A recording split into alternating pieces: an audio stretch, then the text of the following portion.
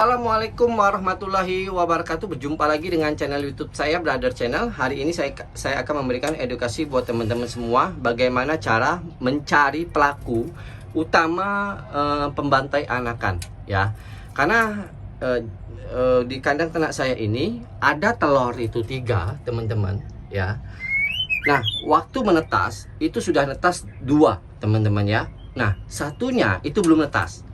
Tapi nyatanya yang kedua anakan atau 2 pi burung murai batu saya itu hilang, nggak ada bekas, ya. Intinya dibantai. Karena indukan burung murai batu saya ini yang sepasang, ya, di kandang ternak ini, teman-teman, saya belum tahu karakternya, ya, yang bantai itu yang jantan atau betina. Nah, setelah kejadian 2 pi burung murai batu saya itu hilang karena dibantai, akhirnya jantannya itu saya ambil, ya, dan masih ada 1 telur yang belum menetas waktu itu, teman-teman, ya. Nah, setelah saya ambil jantannya, ternyata telur yang terakhir itu netas, dan ini anakannya, ya. Anakannya ini sudah besar, teman-teman, ya. Nah, jadi pelakunya itu jantan otomatis, karena betina ini mengerami telurnya yang sisa 1 tanpa ada jantan di dalam kandang ternak ini, ya. Dan setelah jantannya itu saya ambil, saya cek kondisi badan dia itu ternyata berlemak juga. Akhirnya saya rawat, ya. Nah, bagaimana kita menghadapi kasus kayak gini?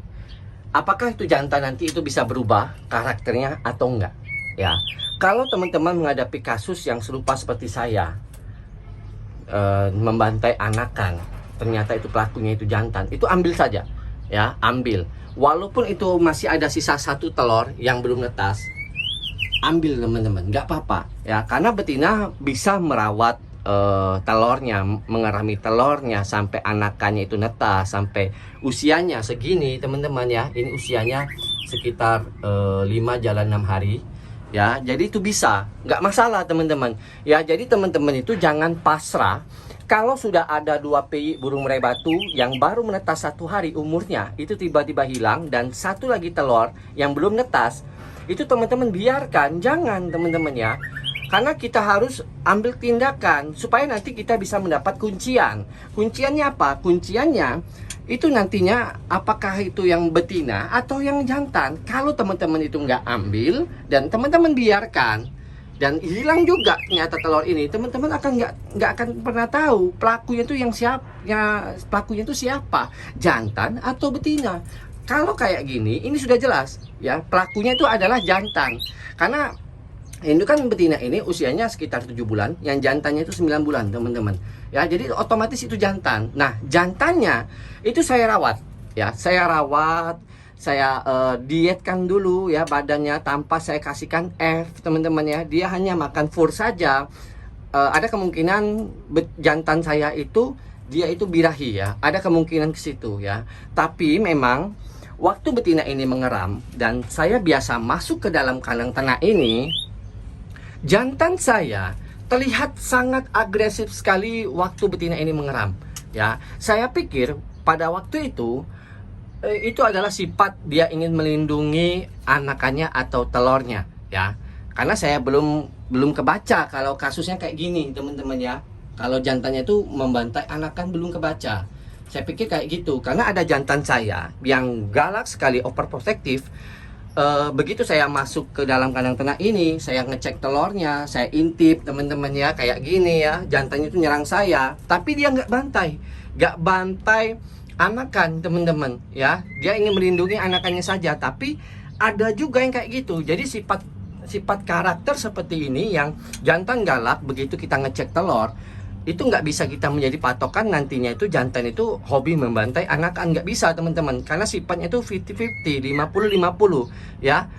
Jadi kita harus praktekkan dulu. Begitu ada telurnya sisa 1, kita langsung saja ambil jantannya, walaupun 2-nya itu sudah hilang, ya. Anakannya sudah netas, sudah hilang. Yang penting waktu kita ngecek telur ini, teman-teman, yang sisa 1, ya, itu jangan dipegang, kita intip saja, ya. Sisa 1 kita ambil jantannya. Jadi kayak gitu triknya, teman-teman, ya, supaya kita bisa mencari tahu siapa pelaku sebenarnya. Kalau teman-teman itu sampai periode kedua, ketiga, ya itu nanti sulit ya. Kita sudah rugi makan, rugi biayanya, rugi waktu. Kalau kayak gini kita bisa langsung ambil tindakan. Apakah nantinya itu bisa berubah atau enggak? Tinggal kita dietkan ketat. Burung murai batu yang jantan itu, yang memang kebetulan dia lemak, kita kasihkan dia makan fur saja. Kalau burung saya hanya makan fur saja, teman-teman. Ya, kalau teman-teman takut dia lemas, apalagi cuaca sekarang ini musim penghujan, teman-teman itu bisa berikan jangkriknya itu pangkas saja ya, 1 pagi 1 sore atau 2 pagi 2 sore ya. Jadi kayak gitu kita pangkas F-nya. Lebih utama jantannya itu makan fur. Dan ingat teman-teman, jantannya ini kita mandikan ya, walaupun dia posisi berlemak, tapi bedanya itu jangan kita jemur karena memang dia berlemak ya. Jadi kita diet ketatnya itu dari pola pakan ya, jangan dibantu dengan sinar matahari nanti teman-teman ya. Sifatnya kayak gitu nanti, karena ini sifatnya ini kan berlemak ya. Nah, kalau sudah kita mendapati kasus kayak gitu, apakah jantannya itu nanti begitu kita masukkan ke dalam kandang ternak ini, dia lupa dengan betina atau enggak? Kalau kayak gitu, kasusnya kita pisahkan dari betina ini dan tidak kita perlihatkan, itu kita coba dulu. Kita nggak tahu, karena ada burung saya yang jantan kandang nomor 3, teman-teman. Walaupun itu saya pisah selama 6 bulan, 1 tahun ya, dia nggak lupa dengan betinanya, apalagi dia sudah pernah produksi dengan betina tersebut ya.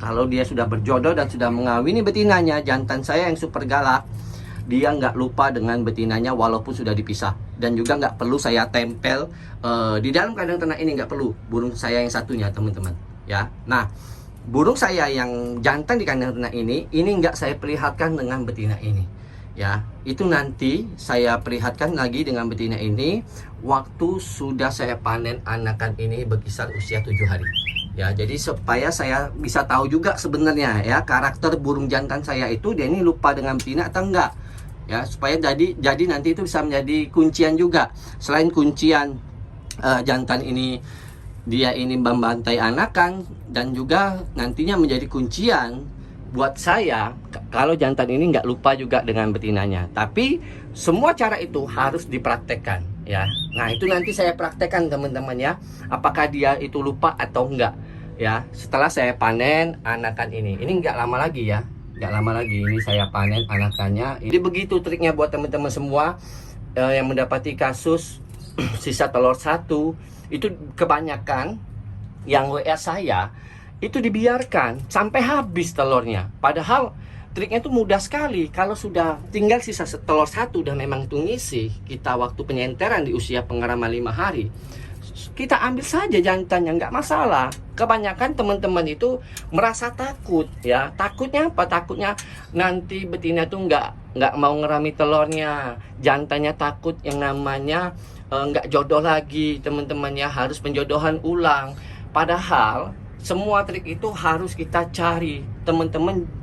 Kebanyakan itu ketakutan, rasa takut teman-teman itu nggak berani namanya mengeksplor kemampuan teman-teman itu sendiri ya.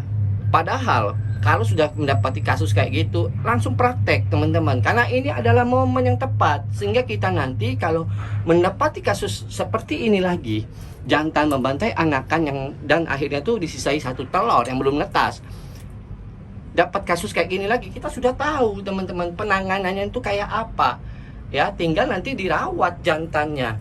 Dan perlu diingat, kalau seandainya ternyata jantannya itu juga enggak yang namanya itu berlemak, teman-teman ya, tetap tidak kita jemur teman-teman ya, tidak kita jemur.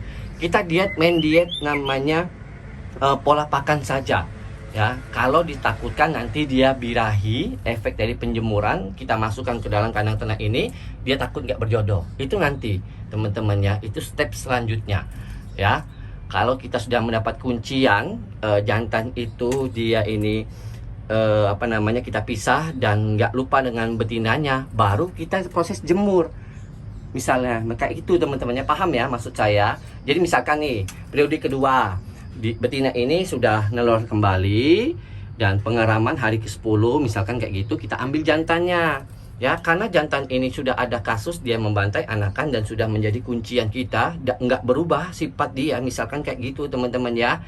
Nah, kita jemur nggak masalah jantan itu, karena sudah kita praktekkan, kita cabut jantannya tanpa kita lihat di betina ini ternyata dia nggak lupa. Ya, jadi kita jemur nggak masalah teman-teman. Begitu kita masukkan lagi ke sini, ya. Tapi semuanya perlu namanya eksperimen, nggak bisa kita langsung main bacot kayak gini saja. Tapi yang jelas clue-nya itu sudah saya kasih tahu buat teman-teman semua. Ya, jadi triknya begitu teman-teman. Ya, semuanya ini penuh yang namanya itu risiko. Tapi sudah kita minimalisir risiko-risiko tersebut. Mudah-mudahan itu bisa yang namanya berubah karakter jantannya. Ya, kalau teman-teman itu nggak ambil jantannya, nanti terbentuk karakter dia begitu terus. Ya. Nah, yang jantan saya ini apakah itu bisa berubah atau enggak? Belum tentu berubah. Ya, bisa berubah, bisa enggak teman-teman ya. Yang pastinya di periode kedua nanti akan saya coba lagi. Saya tes jantan itu setelah saya downkan birahi dia dengan cara diet ketat ya. Nah, itu di periode 2 nanti saya coba lagi. Apakah dia bisa berubah atau enggak? Kalau dia enggak berubah, terpaksa model cabut teman-teman ya. Setelah betina ini mengeram hari ke-10 baru saya cabut jantannya. Ya, daripada ini nanti habis lagi teman-teman. Padahal ini telurnya 3, ngisi semua dan itu bagus, dan sudah saya pantau anakannya itu netas 2-nya dan 1-nya itu belum netas dan 2-nya itu hilang. Ya gimana lagi teman-teman ya. Jadi triknya kayak gitu, ambil nggak masalah, karena tugas dan kewajiban betina persentasenya itu 80%.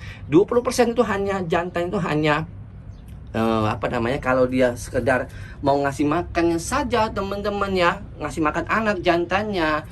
Jadi bukan tugas-tugas terlalu penting, karena tugas jantan ini kebanyakan itu hanya ngawin saja dan melindungi wilayah kekuasaan dia, teritorial dia, itu saja tugas dia. Kalau untuk betina, dia bisa mengerami, melola anakannya sampai kita panen anakannya. Ya, jadi begitu teman-teman. Apalagi jantan yang mengerami telur ini, ya bukan tugas dia teman-teman. Harus waspada juga kalau mendapati karakter seperti itu. Ya, tapi semuanya harus dipraktekkan, karena kita nggak bisa ibarat kata ilmu kayak gini sebenarnya tidak ada ilmu yang baku. Penuh yang namanya improvisasi dan percobaan, eksperimen teman-teman. Kalau kita nggak berani nggak bisa teman-teman ya. Jadi begitu trik buat teman-teman semua ya. Nah, untuk pola pakan bagaimana? Waktu betina ini mengerami telurnya dan memberi makan anakan ini, ya tetap teman-teman ya. Kalau saya tetap jangkrik, ada krotonya juga kalau kita mau kasihkan kroto atau cacing ya. Karena cacing saya ini sulit, sudah habis juga, sudah saya cari habis, terpaksa saya pakai kroto teman-teman ya. Dan ternyata aman, betina ini sangat bagus sekali teman-teman. Dia turun hanya makan cuma 5 menit. Setelah itu dia langsung mengerami telurnya dan mengerami menghangati anakannya sampai besar kayak gini. Semestinya usia 5 harian itu enggak lagi dia teman-teman ya, sudah stop. Apalagi udah gede kayak gini ya, dia masih berada di sini. Itu saja tadi saya usir teman-teman betina ini, karena saya penasaran kok nggak keluar betina ini ya. Setelah saya intip, anakannya udah gede ternyata, dan anakannya itu sehat dan sudah menjadi kuncian saya, jantan pelaku utama membantai piikan burung murai batu ya. Jadi begitu buat teman-teman semua ya. Oke teman-teman, sekian dulu edukasi kita kali ini, semoga bermanfaat khususnya buat penangkar burung murai batu seluruh Nusantara. Salam kicau mania.